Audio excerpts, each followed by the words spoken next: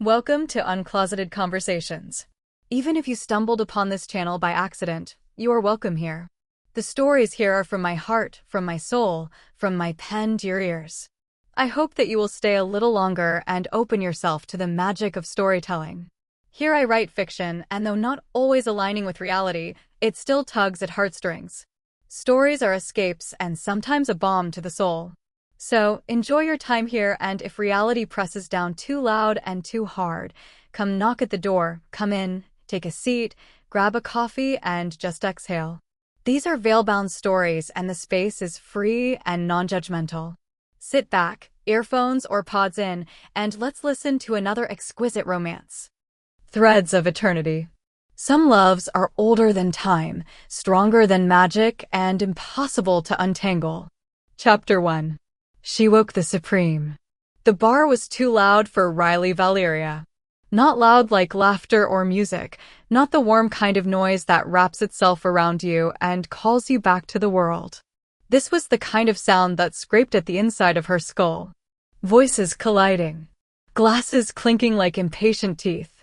Bass thumping against her ribs as if trying to knock something loose inside her. Riley did not do noisy bars. She did not do people. But her department believed in team building, and attendance was compulsory, which meant Riley was here, nursing a drink she hadn't ordered and counting the minutes like beads on a rosary. She slipped out before anyone could corner her with small talk and a smile they didn't mean. The alley was narrow and dark, a ribbon of shadow stitched between brick walls. The air was stale, old rain and old secrets, but it was quiet. Blessedly, beautifully quiet.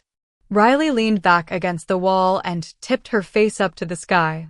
Between the buildings, stars glittered like tiny, careless diamonds. For a moment, she pretended they were watching her, judging her, keeping her company. Her phone buzzed in her pocket. She sighed. Of course it did. Riley pushed off the wall, already rehearsing her polite re-entry into the chaos, when the low purr of an engine stopped her mid-step. Headlights cut through the alley, washing the bricks in white and gold. A black SUV idled at the mouth of the shadows, its presence heavy, deliberate, like it had chosen this place for a reason. The door opened. The woman who stepped out did not belong to the alley. She was dressed in ivory silk, an evening gown that clung to her like it had been written onto her body instead of sewn. The fabric caught the light and threw it back in soft, dangerous gleams. She moved to the back of the car, phone already at her ear, speaking in rapid Italian. Riley barely understood every word. All she caught was the edge of a blade in the sentence. Avresti dovuto pensarsi prima. You should have thought about it before. The call ended. The woman lifted her head. The alley held its breath. Her eyes met Riley's, and the world paused. Not stopped. Paused. Like someone had pressed a finger against the pulse of reality and decided to listen. The woman began to walk toward her. No rush. No hurry. Like time itself had decided to follow her lead. The scent hit Riley first. Sandalwood and jasmine. Warm and sharp and soft all at once, like a promise that didn't bother pretending it wasn't a threat. Up close, the woman was devastating. Strong, sharp features carved with intent. A jaw that looked like it could win arguments on its own. A nose too precise to be an accident. Eyes so green they felt unreal, like something stolen from a forest that had never seen a human. Her skin was sun-kissed and smooth, her lips full and painted a dark, unapologetic red. Riley forgot how to breathe. The woman reached into her jacket and drew out a silver cigarette case. She flipped it open and offered one, her gaze never leaving Riley's face. Riley didn't remember saying no. She didn't remember moving. All she knew was that her hand lifted, as if pulled by a thread she couldn't see, and her fingers brushed the woman's cheek. The world sparked. Not a metaphor. Not a feeling. A spark. Something deep inside Riley shifted, like a lock turning in a door she didn't know existed. Buzz, buzz, buzz. Her phone vibrated violently against her leg, the sudden, ordinary intrusion shattering the moment like glass. Riley spun, heart pounding, and vanished back into the bar. The woman remained in the alley. Soave Castrogiovanni, underground queen of Manhattan's shadows. A name spoken quietly, if at all. A myth in silk and bloodlines and closed doors. No one got close to her. No one touched her. No one held her attention for more than exactly as long as she allowed. She lifted her hand to her cheek, to the place where Riley's fingers had been. Her lips curved. She took a cigarette from the case, lit it, inhaled slowly. Then she flicked it toward the door where Riley had disappeared, the ember skittering across the concrete like a dying star. Coraggiosa, piccola, she murmured to the dark. Brave little thing. Soave turned and slid back into the SUV, but the alley did not release her so easily. Her mind replayed the touch. Human contact had never meant anything to her. It never could. When Soave was a child, her grandmother had bound her with a spell, woven tight and quiet as breath. Protection, she'd called it. A barrier between Soave and a world that would either use her or destroy her. Soave learned the truth in her late 20s. Why she could never truly feel another person.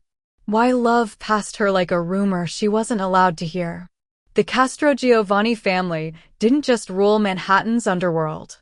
They haunted it. For centuries, no rival rose against them. No challenge lasted. Anyone who got too close, without permission, faded out of the story. Lost interest.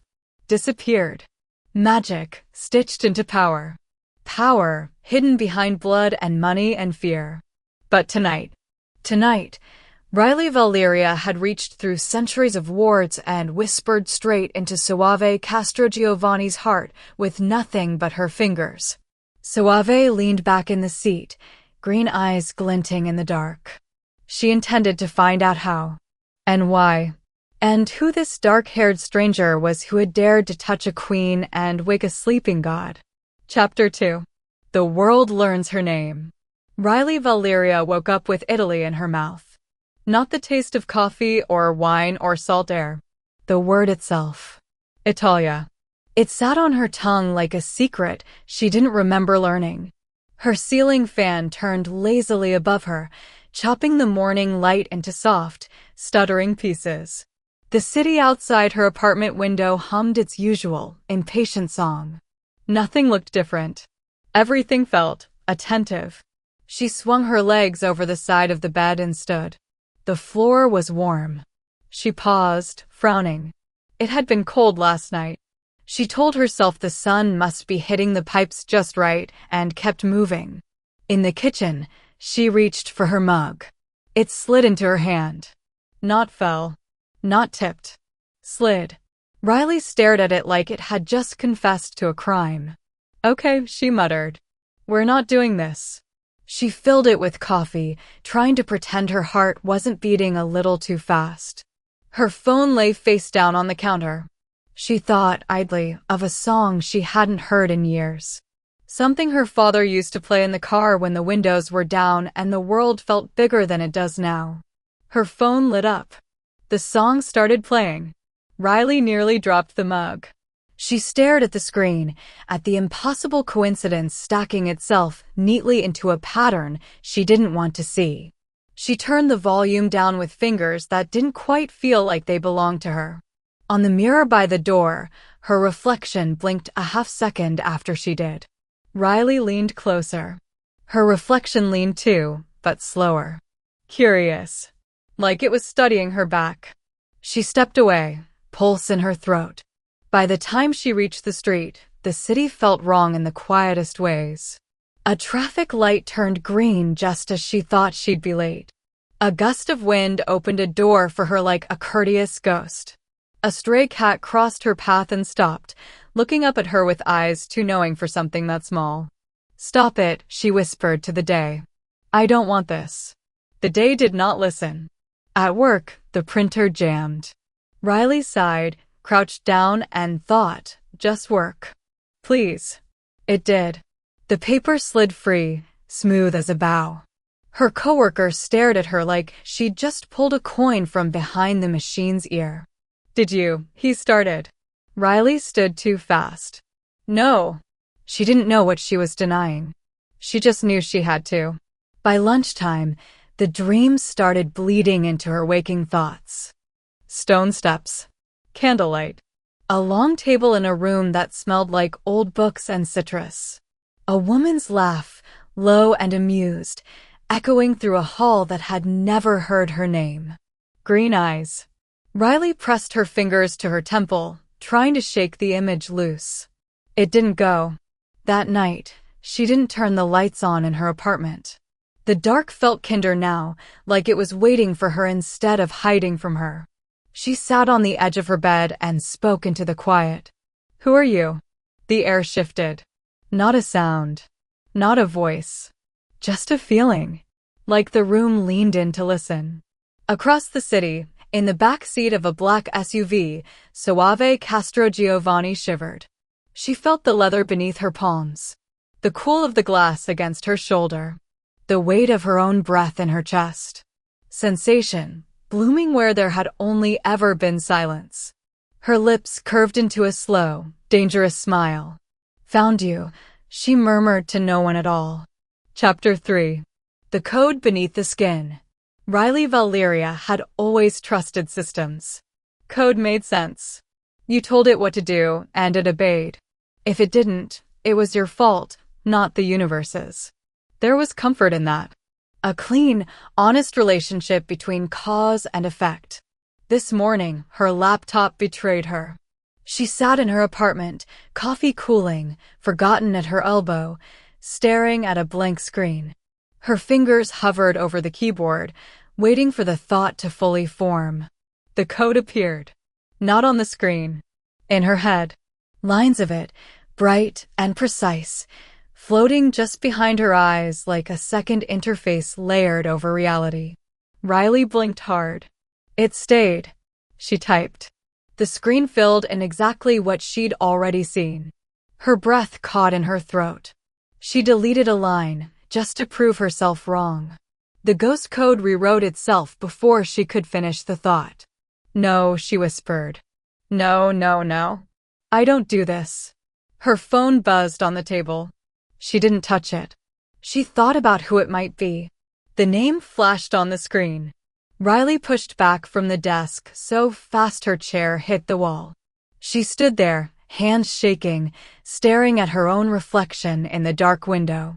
The city outside glimmered like a circuit board. Lights in neat, glowing paths. Traffic flowing like data. For the first time in her life, the world didn't look real. It looked written. Across the city, Soave Castrogiovanni stood in her penthouse bathroom with the water running cold over her wrists. She could feel it. The chill biting into her skin. The pulse in her veins. The way her breath fogged the mirror. She pressed her palm flat against the glass. The woman staring back at her looked the same. Sharp. Controlled. Untouchable. And utterly wrong. Soave had built her life on certainty. On knowing exactly who held power and how it moved. Fear, money, loyalty, blood. Those were currencies she understood. This was not. Her body had become a traitor. Sensation kept blooming in places that had always been quiet. The brush of silk against her collarbone felt like a confession. The air itself seemed to lean into her when she walked, like it wanted something from her. She turned away from the mirror and strode into the living room, where the city lay at her feet like a kingdom of glass and light. "Stop," she said aloud. The lights flickered. Just once. Soave went very still. Her grandmother's voice rose in her memory, uninvited. Old words. Half-remembered warnings. Stories about the Castrogiovanni women and their gifts that Soave had always filed under superstition and control. Something was crawling out of that locked room in her past now, dragging its nails across the present. She wanted none of it. Italy called to her like a wound that hadn't finished opening. She poured herself a drink instead. Riley didn't go to work. She sat on her floor, back against her couch, laptop balanced on her knees, and watched reality unravel into patterns. The hum of the refrigerator lined up with the flicker of the streetlight outside. Her heartbeat found a rhythm with the passing trains. Everything had a syntax. Everything could be read. Her screen lit up with a map she hadn't opened. Italy, glowing faintly at the center like a highlighted variable. Riley swallowed. "Why there?" she asked the room. The room, traitor that it was becoming, offered her a memory instead. Ivory silk. Green eyes. The smell of sandalwood and jasmine. Her pulse stuttered. Soave's phone rang. She stared at it like it had insulted her. Riley Valeria. She had not told anyone to find that name. She answered anyway. Neither of them spoke. On Riley's end, the city seemed to lean closer to listen. On Soave's, the world finally, fully, exhaled. "You touched me," Soave said softly, not a question. "And now nothing is where I left it." Riley closed her eyes. "So did you," she whispered. "I just think you did it first." Silence stretched between them, thin and charged and alive. Somewhere far away, something old and patient smiled. Chapter 4. The distance between spells. Riley tried to meet Soave in a cafe on Fifth. The plan was simple. Neutral ground. Public. Safe. A place where magic would have to behave itself. It rained. Not a gentle drizzle. Not a romantic mist. The kind of rain that arrives like a verdict. The street flooded in minutes. Traffic stalled. The subway shut down, and Riley stood under an awning, watching water turn the city into a moving mirror. Her phone buzzed. "Soave, I'm 10 minutes away." Riley typed back with cold fingers. "Riley, I'll wait." A bus skidded through the intersection and stalled sideways across the road. Soave never arrived. Soave tried next. She sent her driver ahead. Cleared the street. Had men on rooftops, watching windows, listening for trouble. She stepped out of the SUV and the air went sharp. Her vision blurred. Just for a second. Long enough for the world to tilt like a painting coming loose from its nail. Her phone rang. "Riley." Soave answered, jaw tight. "Don't move," Riley said, breathless. "Just don't." "I'm not afraid of shadows," Soave replied. "I'm afraid of this," Riley said. "And I think it's afraid of us." A car alarm screamed. The glass of a nearby storefront spiderwebbed, then shattered. Soave didn't flinch. But she did step back into the SUV. The city exhaled. The street calmed.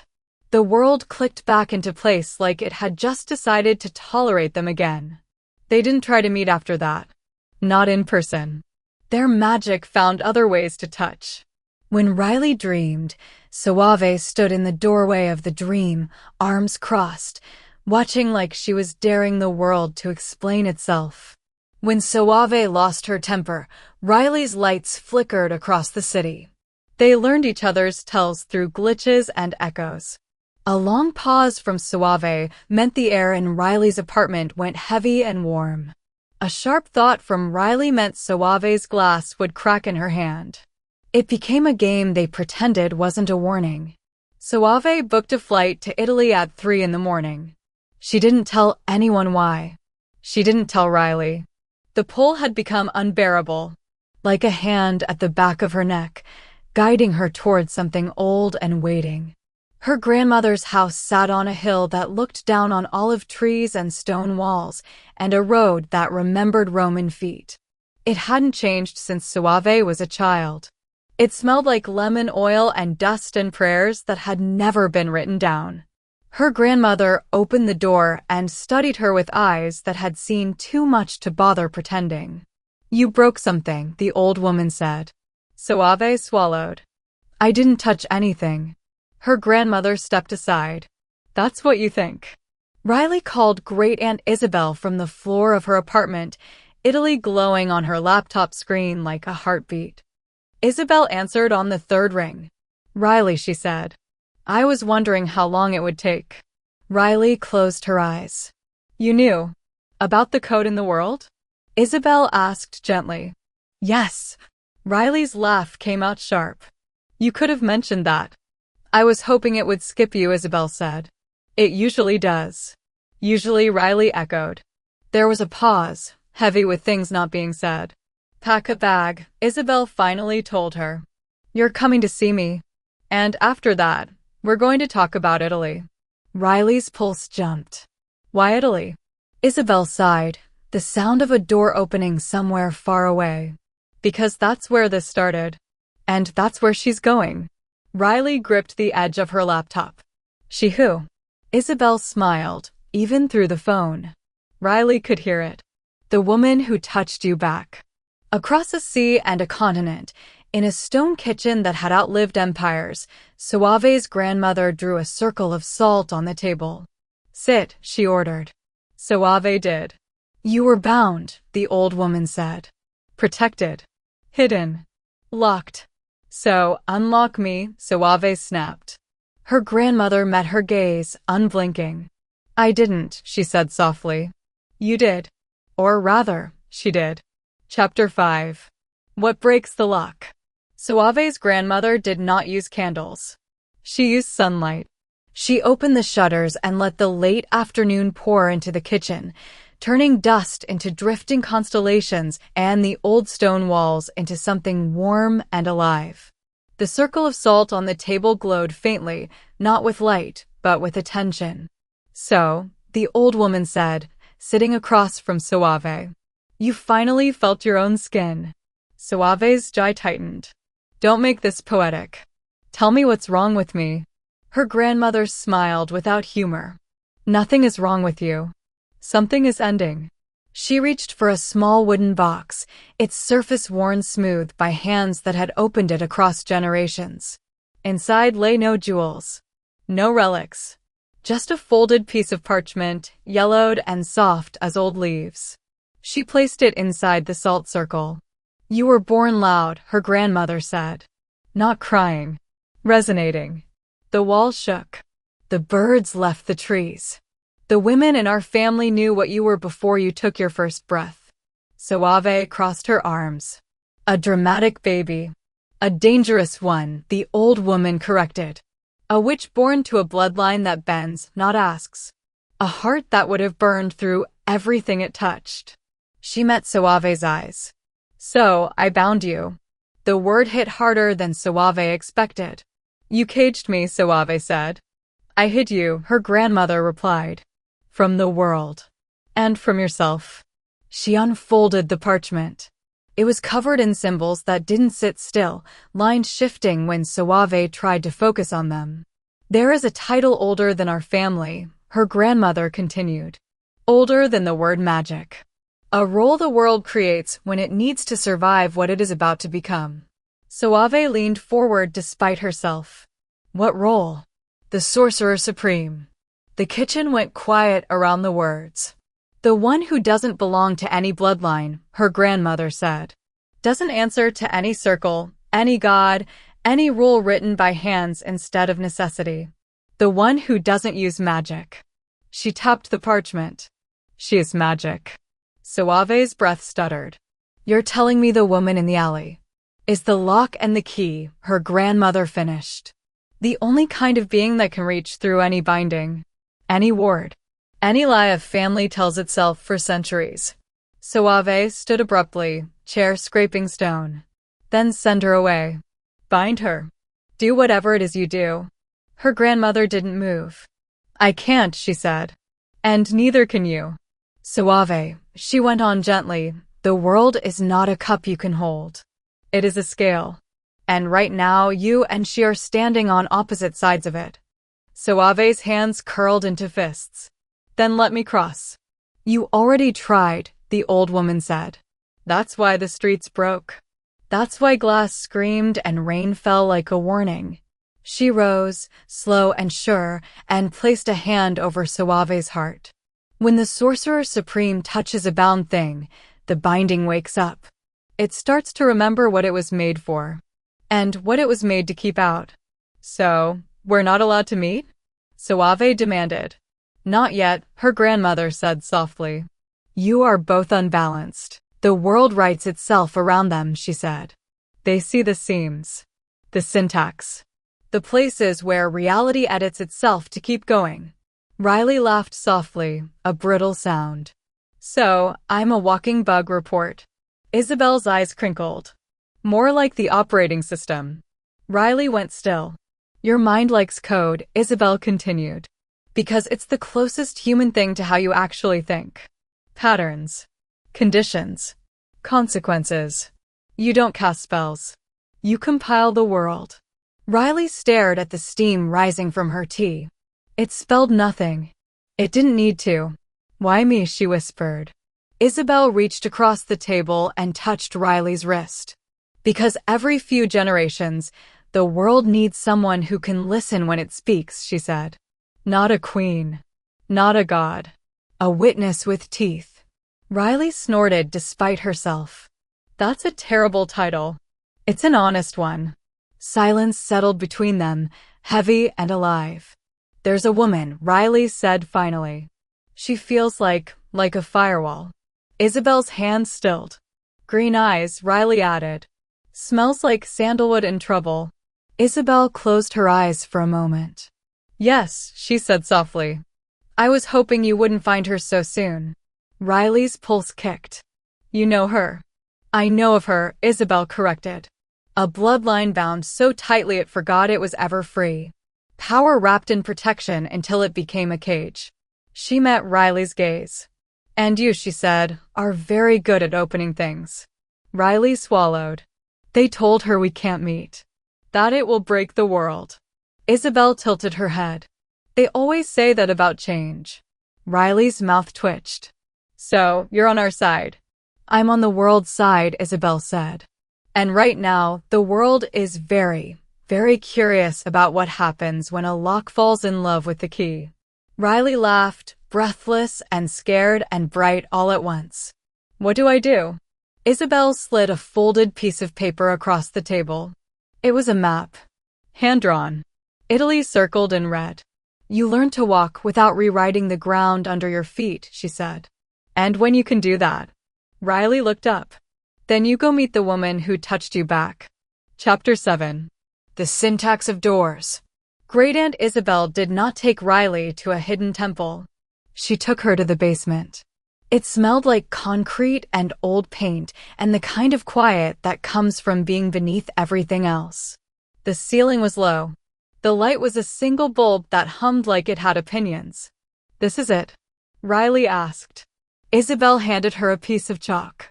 The world doesn't need a stage. It needs a margin. She drew a square on the floor. Simple. Clean. Stand there. Riley did. Isabel leaned against a shelf stacked with jars full of things Riley refused to identify. Your power doesn't have a ceiling, Isabel said. It doesn't have a floor. It doesn't even have a shape. That's what makes it dangerous. Riley rolled the chalk between her fingers. I'm a walking natural disaster. Great. You're a compiler with no error messages, Isabel corrected. If you put one symbol in the wrong place, you don't get a crash. You get a catastrophe. Riley's smile faded. Think of a door, Isabel continued. Not a portal. Not a hole in the world. A door. Something that belongs where it appears. Riley closed her eyes. She thought of Suave's green eyes in the alley, the way the air had leaned in when she touched her. The basement went warm. Not her, Isabel snapped. The door. Focus. Riley inhaled, exhaled, and pictured a simple wooden door. Plain. Unremarkable. The kind you forget as soon as you close it. She opened her eyes. The air in front of her rippled. Just once. A vertical line appeared, like someone had drawn on reality with invisible ink. Riley's breath hitched. Don't step through, Isabel warned. Look at it. The line thickened. Gained grain. Knots in the wood. A handle that looked like it had been touched by 1,000 hands. A door standing in the middle of the basement. Riley laughed, half terrified, half dazzled. I did it. You placed it, Isabel said. That's different. Riley reached out. Isabel's voice went sharp. Riley, She stopped, fingers inches from the handle. Every door is a decision, Isabel said. And every decision writes a version of the world that has to keep existing after you walk away. Riley swallowed and dropped her hand. Good, Isabel said. Now close it. Riley frowned. How? Erase it, Isabel replied. Find the symbol in your head that says end instead of open. Riley closed her eyes again. She pictured the door like a line of code. Found the bracket. The quiet little thing that told the rest of the world where to stop. The door shuddered. Then it folded back into air. The basement exhaled. Isabel nodded. Again. They worked until Riley's arms felt like they'd been holding up the sky. Doors into empty rooms. Doors into sunlight. Doors that opened onto a street Riley didn't recognize and slammed shut the second her focus slipped. Once, she misplaced a thought. The basement wall thinned. Not cracked. Not broke. Thinned, like it was deciding whether it still wanted to be solid. Isabel grabbed Riley's wrist.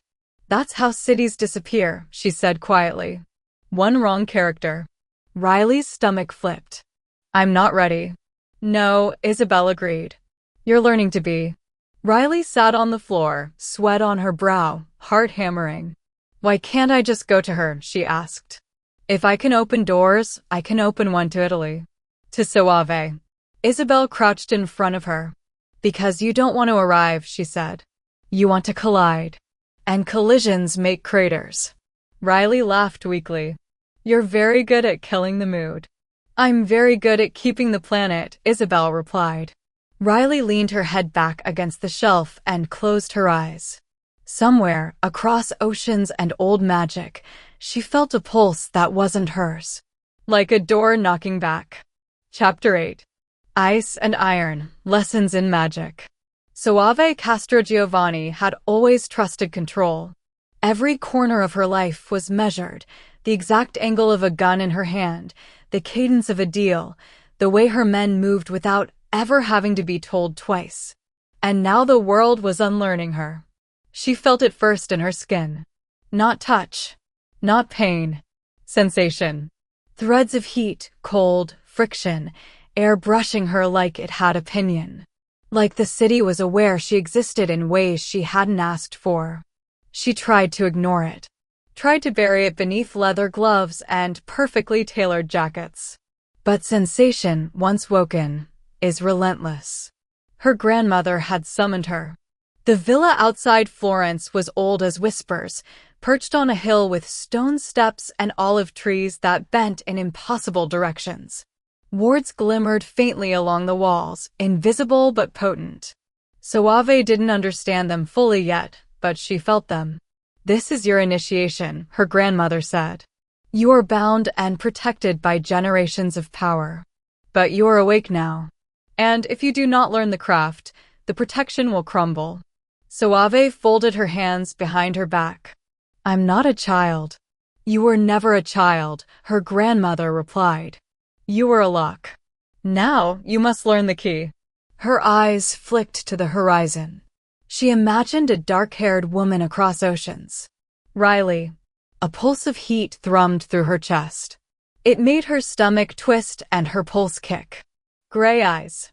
That touch. That impossible, reckless, human touch that had breached centuries of spells. You've already met her, her grandmother said.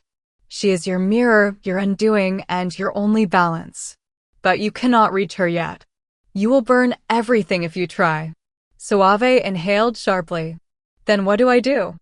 Her grandmother gestured to a table cluttered with candles, salt, jars of herbs, and thin strips of parchment covered in sigils that shimmered faintly under the afternoon light. You learn to be unbound, she said. To feel without breaking. To protect without locking. To wield without consuming. Soave's fingers hovered over a dagger of silver tipped with runes. The metal hummed faintly under her touch. You will start with wards, her grandmother continued. Each line a boundary. Each symbol a promise. Repeat after me. Soave's voice was sharp, precise, almost military. Words she didn't fully understand curled off her tongue, shaping the air into something heavy, something alive. The candles flickered, the herbs shifted, and the room exhaled in recognition. Her grandmother nodded. Good. Now rituals. Magic is not a gesture. It is a habit of attention. Learn to fold your energy, your senses, your will. Learn to feel the world around you, not just inside your own skin. Hours passed, or maybe days. Time became a haze of chanting, salt, movement, and sensation. Her control, steel-like her entire life, had to bend, or it would shatter. She learned to step into her own body, to measure sensation like a metronome, to let the energy flow without letting it consume her. And all the while, she felt the pull. A tug across oceans, faint but insistent. Riley's presence, her pulse, the ghost of a touch that refused to be forgotten. The lock and key the world had whispered about for centuries. Do you feel it? Her grandmother asked. Suave's jaw tightened. Yes, that is the beginning, her grandmother said. Not to meet her. Not yet. Just to feel her distance and not tear the world apart trying to cross it. Suave exhaled, icy and slow, her chest hollow but alive. For the first time, she understood the impossibility and the necessity of restraint. The thrill, the terror, and the seduction of knowing there was a power across the world, waiting for her, equal and unmatched. Her fingers brushed the rune-carved dagger again. She traced it gently, whispered a name she did not know she had learned to say in her dreams. Riley. Chapter 9. Through the glass, not across it. Riley stood in the middle of Isabel's basement, the air humming with energy, sweat beading on her forehead. The chalk lines beneath her feet glowed faintly, not just marking the floor, but anchoring reality. She took a deep breath. She imagined the alley where she first touched Suave, the green eyes that burned into her memory. The smell of sandalwood, jasmine, the impossible draw of a woman she could never have. And she opened the door. It didn't just appear. It blazed. Light spilled like molten glass, warmth and hum vibrating against her skin. The basement walls warped as if reality were taking a step back to watch. Through it, she saw Suave. Her. Standing in the villa outside Florence. Silver candlelight flickering across the lines of her face, hair falling just so, hands tracing wards along the table. Eyes that caught every shadow, every pulse, every hidden thing in the room. Riley reached forward. Her fingers stretched, desperate, aching to step through the portal. And slammed against something invisible. Not air. Not glass. A wall. Her body shivered from the strain. The basement trembled under her feet. Isabel's books rattled on the shelves. A jar fell and shattered. She tried again. Same thing. Her heart raced. Why can't I step through? She looked at Suave. The Mafia Queen froze mid-gesture, sensing something unknown. Her hands twitched, but the warding circle she was learning hummed with resistance, almost aware of Riley's presence. And the world began to shift. The air in the basement thickened. The city outside seemed to sway, traffic lights flickering as if reality had forgotten the rules. Waves of energy pulsed from the portal, pushing against the borders of both worlds. Streets warped, walls trembled, even the trees in Florence bent unnaturally. Riley whispered, almost to herself, "We're breaking it." Suave's voice, low and certain, crossed the gap. Who did this? I don't know, Riley admitted. Something's blocking me. Her mind raced. Code. Syntax. Brackets. Error logs. The world wasn't broken, it was protected. A spell, centuries old, intertwined with bloodlines and the touch that had awakened her powers. You can't reach me because it's not just me, Suave said, realization slicing through her voice. It's my family. My blood. They trapped me before I even knew there was anything to trap. Riley's stomach flipped. So, it's a ward? Not just a ward, Suave said, her eyes narrowing. A prison disguised as a protection. A cage wrapped in the rules of power I didn't even know existed.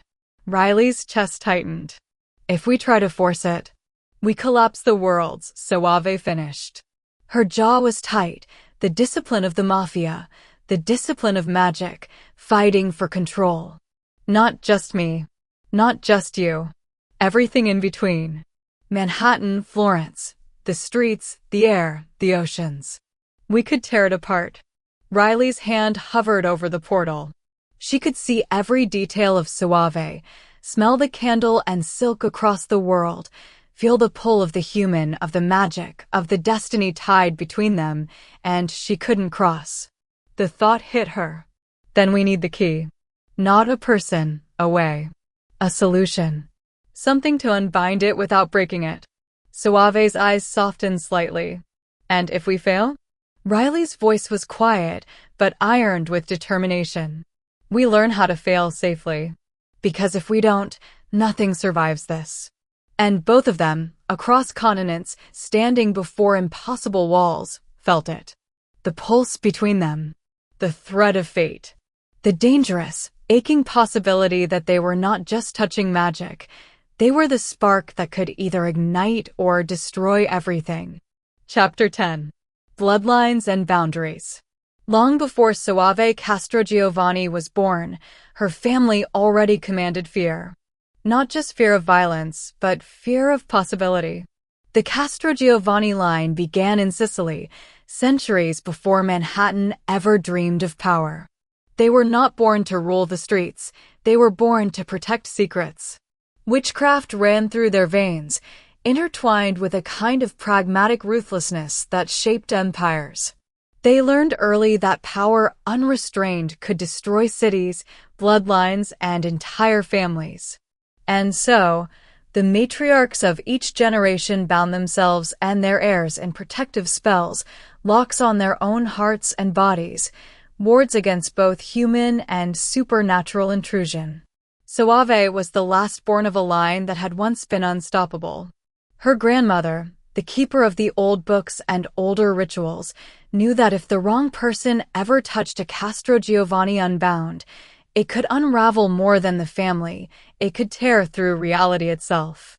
The Valeria line was different, but not harmless. They came from the old north of Italy, a family of scholars, artisans, and coders of reality itself. Not every Valeria was magical, but every one of them carried intuition sharp enough to see the threads of the world.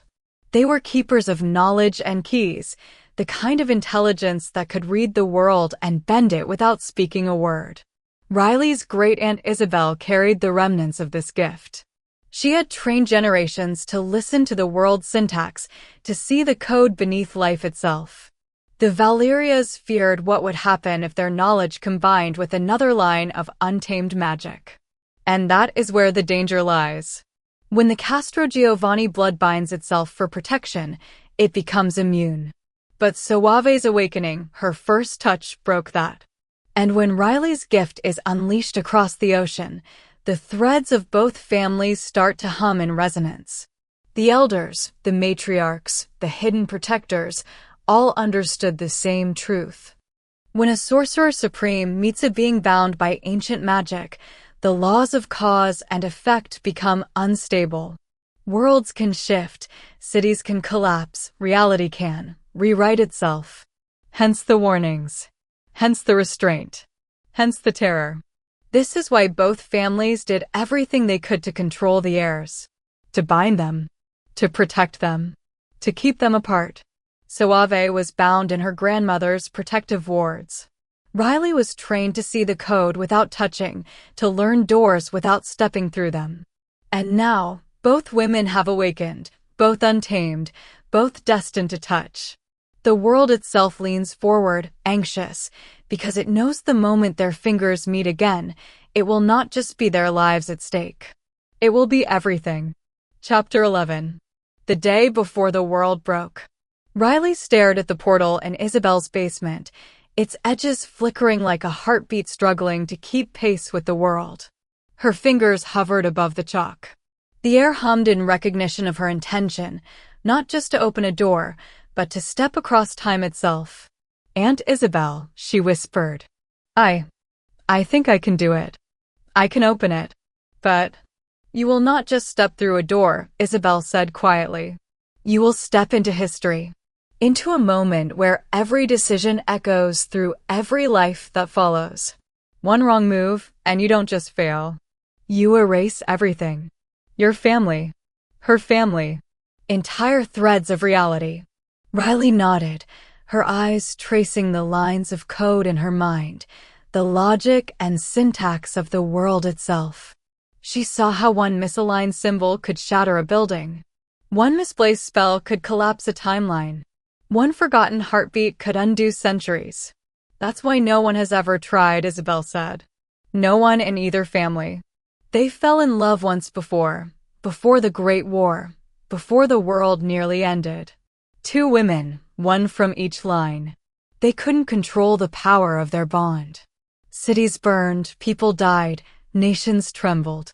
They were separated, wards cast, hearts locked, generations sworn to forget, and still, the echo of that love persists, waiting to awake."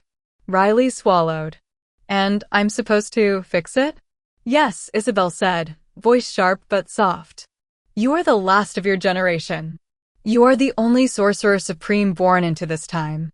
And if you can step into that day, learn from the Sorcerer Supremes in your lineage, collect the keys, they will not just guide you. They will empower you to erase the wards, undo the curses, and open every lock placed on Suave for centuries. You could change everything, Riley. Everything." Riley's chest tightened. The weight was terrifying. If she failed, if she misread a line of code, a rune, a heartbeat, she wouldn't just lose Suave. She could undo history. And yet, the thought of not trying, of letting Suave remain unreachable, locked behind centuries of fear and protection, was unbearable. Across the ocean, in Florence, Suave's grandmother felt the pulse shift. "Riley has found the path," she murmured. Her hands rested on the table, tracing invisible lines in the air. "The locks are waking. The wards are stirring. She does not understand the danger. And still, she must try. Because if she does not, the world will remain broken in the wrong way, for the wrong reasons, forever." Suave, standing nearby, felt it too. A tremor in her chest, a hum in her veins. Something ancient, something protective, something terrifying. She reached for her dagger, fingers brushing the runes. "Riley," she whispered into the distance she couldn't cross. "If you do this, if you go back, you may never return the way you were." And Riley's voice, carried through the portal by the pull of destiny itself, answered in her mind. "I don't want to be the same. I want to be the one who finally frees you." The portal shimmered. Not a door anymore. A river. A fracture in history. The day before the two women had nearly destroyed the world, waiting. Riley took a deep breath. Her fingers traced the syntax of reality as she had been trained. A bracket here, a line there, a symbol of intention carved from thought. She felt the thread that tied Suave to her, fragile but burning. And then she stepped forward. The basement dissolved. The air cracked. Time itself tilted. And across oceans, centuries, and bloodlines, something that had never happened before began to unfold. A Sorcerer Supreme was about to meet history for the first time in generations. And every lock in the world trembled in anticipation. Chapter 12. The First Key. Riley opened her eyes, and the world was not the one she knew. Cobblestone streets glimmered under the pale light of lanterns, the air smelling of smoke, ink, and wet stone. She could hear the distant toll of a bell, the murmur of voices speaking a language she didn't know, yet somehow understood in meaning if not in sound. And ahead, standing in the center of a small plaza, was the first Sorcerer Supreme of her lineage. The woman was tall, with hair like liquid silver and eyes that cut straight through Riley's thoughts. Her robe shimmered with symbols that Riley instinctively recognized, not as something to decode, but as living logic. Every fold, every movement of the fabric was a line of perfect code, balanced and complete. "You are late," the woman said, her voice both melodic and sharp. It carried the weight of centuries. Riley swallowed. "I'm here to learn. To get the keys." The woman raised an eyebrow and the air around them shifted. Wind spiraled in small eddies. The cobblestones beneath Riley's feet hummed. "Most who come here do not understand what it costs," the woman said. "And you're not just anyone." Riley's pulse thudded. "I'm not anyone. I'm the last of my generation." She felt the truth of it in her chest, a heat that burned through space and time. The woman stepped closer, and Riley instinctively measured the distance, not just with her eyes, but with her senses, the threads of magic in the air pulling at her, testing her, acknowledging her presence. "You feel her," the woman said suddenly, as if reading Riley's mind. "The one you are trying to reach?" Riley froze. "Yes, but I can't. She's blocked." The Supreme's gaze softened, almost imperceptibly. "Of course. That is the ward of the Castro Giovanni line. And yet, you feel her. That is rare. Dangerous. Beautiful." Riley's stomach twisted. "Beautiful is not the word I would use for the danger." "Danger," the woman corrected, "is the word the world uses when it doesn't want to understand the truth. You must understand it. Feel it. Balance it. That is your first lesson." She extended a hand, not to touch, but to measure. The air between them vibrated. Riley felt a thread, a line of energy connecting her to the Supreme, the first key waiting to be taken. "You must prove your understanding," the Supreme said. "Place a door. Not a portal, not a fracture. A door that obeys the rules of this moment. One wrong line, and you undo yourself. One right line, and you gain the key."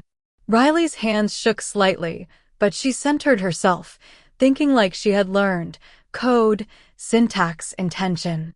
She pictured a simple wooden door in the plaza. A threshold, a mark of possibility. The air condensed. Symbols in the cobblestones shimmered. The door appeared. Solid. Real. Safe. The Supreme's eyes narrowed, then lifted in approval. "You feel the rules. You understand restraint. You are ready for the key." She handed Riley a small crystal, glowing faintly with internal light. "This is the first key of your lineage. It binds to your essence. Take it and remember, you're the last. The first. And the only one who can carry all the others." Riley accepted it, feeling the weight of centuries settle into her palm and then blend into her skin. "And now," the Supreme said, voice low, "you must remember her. That woman across time. That one who will unbind the world with you. You may feel her, call to her, but do not reach yet. Not until the keys are gathered, not until the day before the world nearly broke is fixed." Riley nodded, heart hammering. "I understand." The silver-haired Supreme smiled faintly. "Good. Now go. History awaits, and the threads are already trembling." And as Riley stepped back through the shimmer of time, crystal engraved into hand, she felt the pull of Suave stronger than ever. Across centuries, across continents, the green eyes, the touch, the impossible bond, calling her, daring her, whispering that love itself was the most dangerous magic of all. Chapter 13. The second key, Trial by Fire.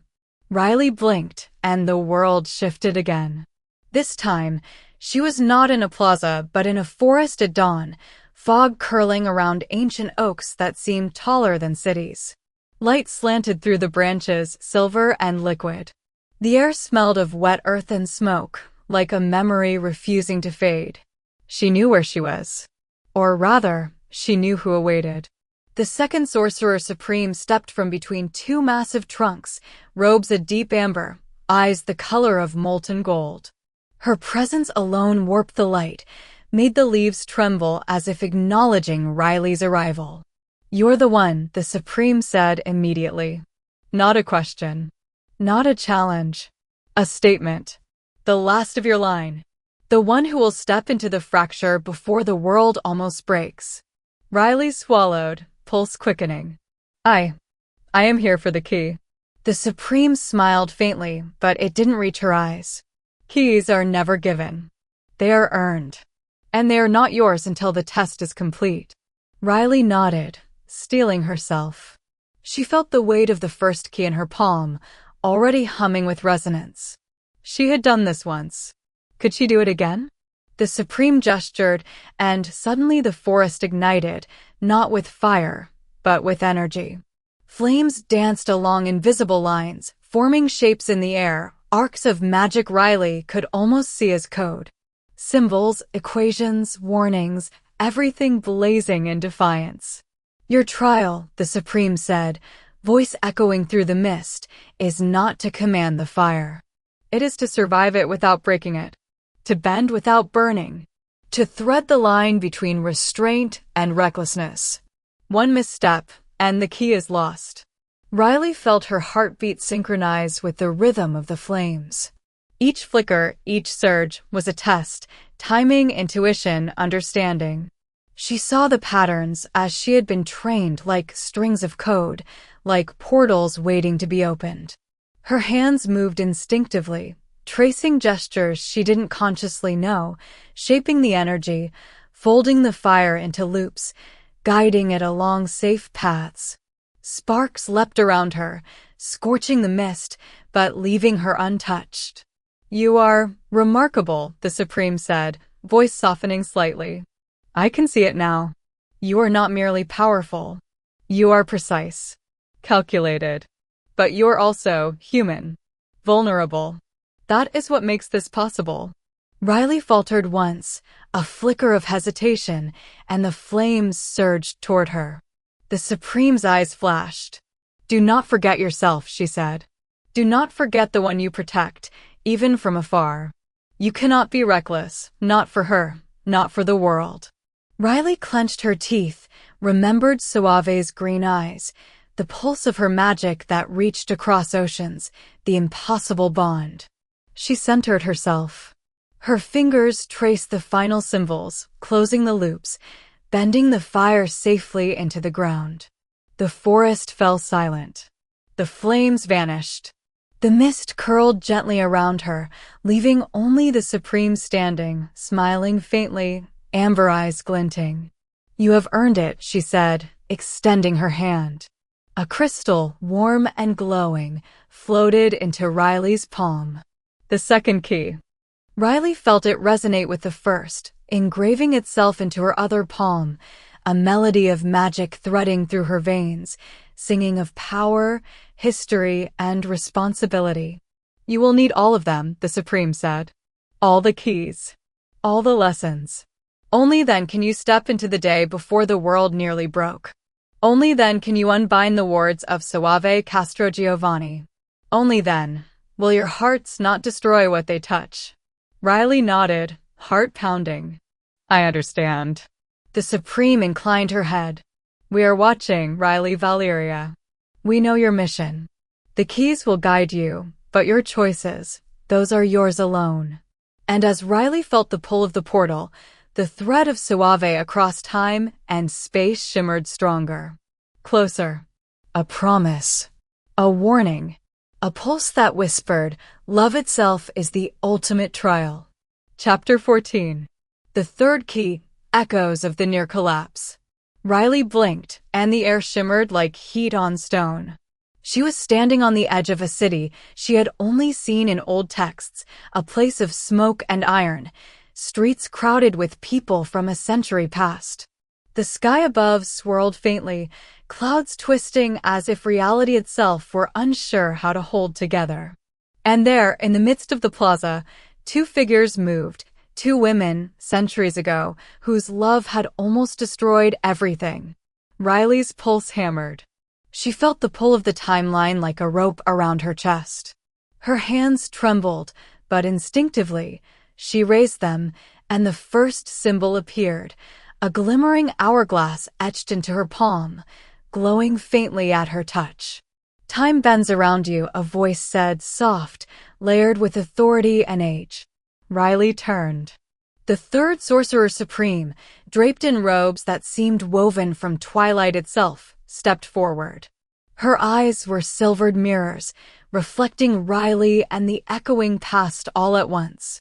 "You are here for the third key," she said, her voice calm but resonant. "It will mark your flesh. It will bind your mind to the rhythm of history. You must witness the events that nearly broke the world without touching them, without changing more than you are meant to change." Riley inhaled, feeling the hourglass pulse against her palm. Time was alive here. Each heartbeat threatened to ripple the streets, to unwrite lives. And yet, she had no choice. She had to learn it, master it, survive it. The Supreme gestured, and the echoes of the two women moved closer, unaware of Riley, yet fully aware in energy. The air shimmered, warped, and Riley felt the pull, desire, power, chaos, almost unbearable. The world could not handle them, and yet she had to observe, to thread herself through the edges of history. Her hands shook, but she concentrated. The hourglass glowed brighter, symbols spreading across her wrists and forearms, fine lines tracing the pattern of threads that connected love, power, and destruction. "You cannot step in," the Supreme warned. "One touch, one attempt to intervene, and the collapse you prevent may not be the collapse that must be prevented. You must balance observation with control." Riley nodded, feeling the burn of the magic etching into her skin. She could almost see the pulse of the past lovers, their longing, their reckless power, the shimmer of danger in every heartbeat. And through it, she felt the faintest tug from Suave, across centuries and continents, a thread of possibility and warmth that made her chest ache. "Good," the Supreme said. "Now you must integrate it. The key is not the symbol. The key is your understanding of what nearly destroyed the world, what your hands, your mind, your love could someday undo." Riley's palms flared as the hourglass completed its etching, lines and symbols spreading into living code across her wrists and arms. She flexed her fingers, and the runes pulsed with each heartbeat, syncing with the rhythm of the past, the present, and the pull of Suave. "You are ready," the Supreme said softly. "But remember, this is the hardest test. Time itself resists you. Desire itself will test you. And your heart will never stop reaching for her." Riley swallowed, feeling the weight, the fire, the pull. She could almost see Suave's green eyes through the shimmer of centuries. The thought made her chest ache and her magic respond, twining with the runes, the hourglass, and the pull of fate itself. 3 keys down. 2 more to go. One step closer to opening the door to the day before the world nearly broke, and one step closer to the woman who was both her lock and her key, and she hers. Chapter 15. The fourth key, Threads of Desire. Riley felt it before she saw it, a tug, subtle at first, a whisper in her mind that wasn't her own. Suave. Not in the past, not in the plaza, not in the forest. But somewhere, across the weave of time, she was reaching. Pulling. Testing. Riley's palms glowed faintly, the hourglass symbols from the third key on her arm, pulsing in rhythm with the pull. She flexed her fingers instinctively, and new threads began to etch themselves along her wrists, fine, interwoven lines of green and gold, spiraling like vines up her arms. The fourth Supreme appeared then, a woman of shadows and light, hair like molten bronze catching an impossible dawn, eyes like mirrors reflecting not Riley, but the pull of someone she hadn't yet touched. "You feel it," the Supreme said, voice like wind through glass. "The thread of another. She tests you even now from across the world. Her pulse is part of this key. Your understanding of connection, of restraint, of desire itself, that is the lesson." Riley's chest tightened. She's already influencing me?" "Yes," the Supreme said. "Love is the most dangerous magic. And she is your lock. You are her key. You cannot step through yet. You cannot touch. But she feels you. And if you falter, she falters. She is already part of this test. Riley closed her eyes. She felt Soave's pull, the green eyes across the ocean, the pulse of desire and caution intertwined, and she began to move with it. Every motion of her hands, every symbol she traced, responded to Soave's presence. Lines of magic etched themselves on her skin, threads connecting heartbeats, minds, and centuries. The Supreme watched, silent and unblinking. Do not let longing blind you. You must thread her influence without surrendering yourself. Balance, control, and understanding, this is what earns the key. Riley inhaled, centering herself. She imagined Soave's presence not as a pull to step through, but as a melody to harmonize with. Her arms glowed, runes spinning and interweaving, the fourth key etching itself across her arm down to her fingers, alive and responsive. Good, the Supreme said, voice softening. You understand. Connection is power. And yet, it must not dominate you. This is what separates mastery from chaos. Riley opened her eyes. The lines on her arms glimmered, pulsing in rhythm with the echo of Soave's heartbeat, the pull that spanned continents and centuries. She flexed her fingers. The magic hummed, alive and aware. You are ready to take the final key, the Supreme said. But know this, what comes next will not only test your skill, but your very heart. The last key is bound with love, history, and danger unlike any you have faced. And your choices will decide whether she survives the unlocking or whether the world itself trembles under your power. Riley's chest tightened at the thought, but she nodded. I understand.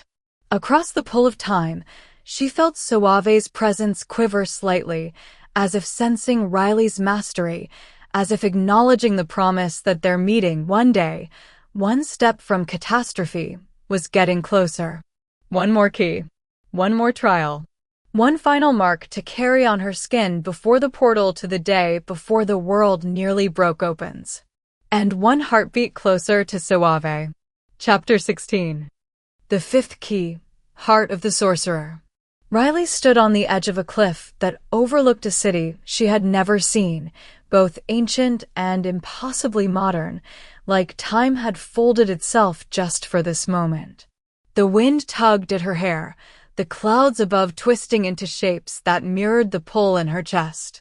She flexed her hands, studying the glowing symbols on her palms and her arms. Silver spirals, fire-shaped runes, interwoven green and gold threads, and hourglass patterns, all the keys she had claimed so far pulsing with the memory of trials and lessons. But the fifth key was different.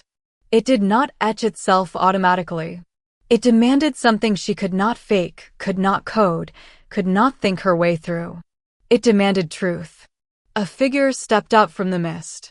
The final Sorcerer Supreme, cloaked in moonlight and shadow, eyes the deep violet of storm clouds, voice like wind and stone. Riley Valeria, she said, and Riley felt the weight of centuries in the syllables. You have mastered restraint, chaos, time, connection. You have threaded the pull of another's magic without yielding. And yet, Riley swallowed. Yet what? Yet, the Supreme said, stepping closer, you do not yet know if what stirs in your heart is love, or if it is power, fascination, destiny, or fear. The fifth key does not exist in symbols. It exists in your truth. You must confront it before it can be etched into you. Riley's chest tightened. Across oceans, across centuries, she felt Soave's pulse, strong and insistent, like the tide tugging at her soul. The pull of Soave's presence had been constant since that first touch, the alley, the fire of connection that neither of them understood. And yet, she hesitated. I don't know, she whispered. I've only met her once, and yet I feel everything. But is it love, or is it just magic? The Supreme tilted her head. That uncertainty is the test.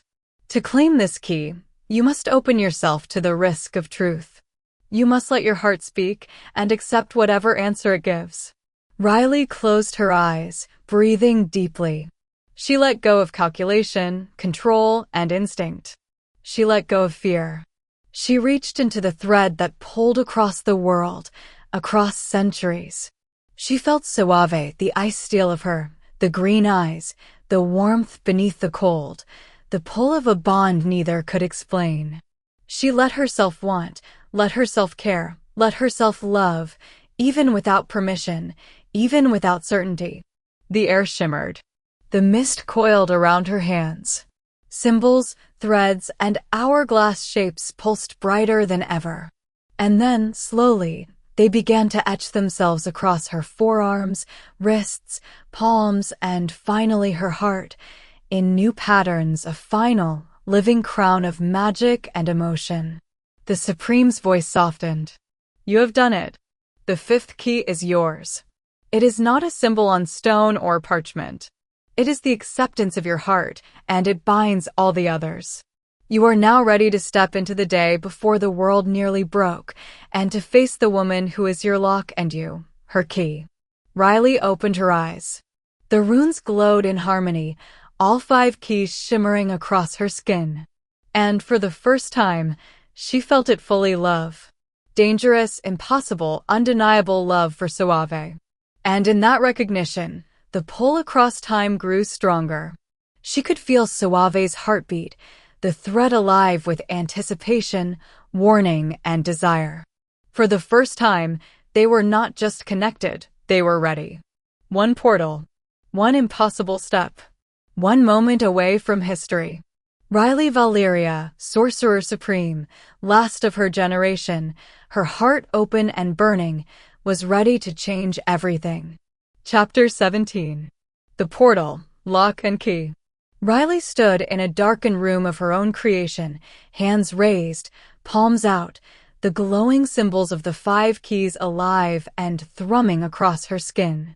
Silver spirals, fire runes, hourglass threads, interwoven green and gold, and the crown over her heart pulsed in rhythm with her heartbeat and with the pull of Suave. The air thickened. Reality shivered. A faint hum grew into a roar, like the world itself warning her to stop, to pause, but Riley had never been one for waiting. Not now. Not ever. She whispered the incantation her great-aunt had taught her, voice low and sure. Porta aperta, temporis nexus, ostium cordis. The symbols flared, and the air before her wavered, shimmering like liquid glass. The portal tore open, a doorway suspended between worlds, between time, between possibility and chaos. And through it, she saw Suave. Suave stood in the alley where it had all begun, eyes wide, emerald green and alive, hair falling in waves around her face. She sensed the portal almost instantly, felt the pull, the tug, the thread that had haunted her dreams and whispered through the edges of her consciousness. Riley stepped forward instinctively, but stopped. The portal was there, but not entirely open. Some invisible barrier held her back. A ward centuries old, generational, and strong. Riley felt it hum against her keys, pulsing like a heartbeat in resistance. Suave, Riley breathed. The woman froze mid-step, sensing her name carried on the air, magic and intention. Then she moved closer, cautiously, as though drawn by some force she could not name or resist. Riley flexed her fingers. The 5th key over her heart burned bright. She reached towards Suave, and the thread between them quivered violently, almost snapping, almost collapsing the portal. You feel it too, Riley whispered, voice trembling. The pull, the connection, it's not just magic. Suave's eyes widened, lips parting. She lifted her hand instinctively, as if to reach through, but stopped short. Nothing could touch through yet. She was aware, but blocked. Protected. Guarded by centuries of fear and wards. Suave's voice was low, hesitant, dangerous, and yet vulnerable. I don't understand why I feel you. Why everything in me is drawn to you. Riley felt the portal vibrate with tension, the keys on her skin thrumming in resonance with Suave's presence. The hourglass threads pulsed in sync, the fire and silver spirals brightened, the green and gold weave quivering with anticipation.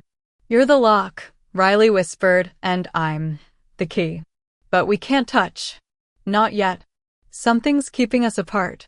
Something old, something dangerous." Suave's jaw tightened, emerald eyes narrowed. She took a cautious step closer to the shimmer of the portal. "I feel it. And I want to break it. I've never wanted anything like this before."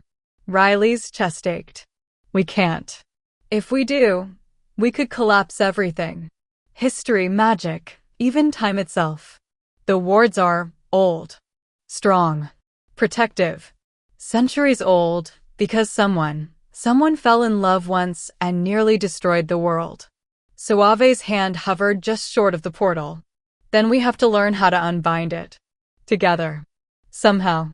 The portal shimmered violently as their intentions, desire, caution, fear, curiosity, and something more dangerous, something undeniable, pulled at it from both sides.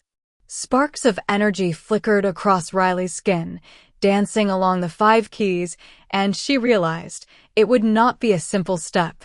Not a simple opening. They would have to thread themselves through the wards, one layer at a time, with precision, trust, and yes, with love. Riley took a deep breath, feeling the warmth from the 5th key over her heart. She flexed her fingers, eyes locking with Suave's across the shimmer. "Then let's start," she whispered. And in that moment, across the divide of worlds, time, and danger, they understood it. The first encounter had begun, and nothing, neither magic, nor history, nor fear, would ever be the same again. Chapter 18. Threading the wards, love and magic collide. Riley stood before the portal, palms outstretched, 5 glowing keys etched into her skin. Each pulse of her heartbeat sent waves through the runes. Across the divide, Suave mirrored her stance, green eyes alight with curiosity, caution, and something more dangerous, longing. "This is it," Riley whispered. "We have to thread ourselves through the wards. One layer at a time. If we misstep, it could collapse the portal, or worse." Suave nodded, jaw tight, hands hovering near the shimmer. "Then tell me what to do. I've never done anything like this." Riley felt the pull of Suave's energy, the thread that connected them stronger than it had ever been. "Follow my lead. Feel the layers, not with your mind, with your pulse. The wards are old, defensive, protective. They're tied to fear, control, history, but also to love. The first layer." She traced the silver spiral across her palm. It glowed and the portal shivered. "This one responds to intention. We align ourselves, our thoughts, our hearts, toward the same purpose. Do you feel it?" Suave closed her eyes, inhaling sharply. "Yes, like a weight pushing back, but also like it wants to let me in." Riley's fingers flexed, moving in patterns only her hands understood. The spiral pulsed, then stretched across the shimmer of the portal, forming a thread that entwined with Suave's aura. A hum ran through both women, low and resonant, like 2 hearts sinking across continents. Layer 2 came quickly, a lattice of fire-shaped runes. "This one tests control," Riley explained, sweat prickling her brow. "We can't force it, can't rush it. We have to weave our energy, match our rhythm, or it will snap back." Suave's hands moved almost instinctively, following the fire thread across the shimmer, her pulse syncing with Riley's glow. Sparks flared as the runes responded. One misalignment, one misstep, and the fire licked dangerously at the edge of the portal, threatening collapse. "Careful," Riley whispered. "Trust me and trust yourself." Suave exhaled, a shiver running through her. I feel you. Your rhythm. Your pulse. It's guiding me." The third layer, a thread of hourglass runes, tied to time itself, tested them both differently. Riley could feel history tugging at her, echoes of the past lovers who had nearly destroyed the world. She closed her eyes, reaching out, threading herself into the moments centuries ago, drawing the echoes into alignment without altering the flow. Suave felt it too, the tug of past catastrophe, the pull of impossible love, and the sharp sting of fear that someone could be hurt if they failed. "We can do this," Suave whispered, almost more to herself than Riley. The fourth layer, the woven green and gold of connection, was the most intimate.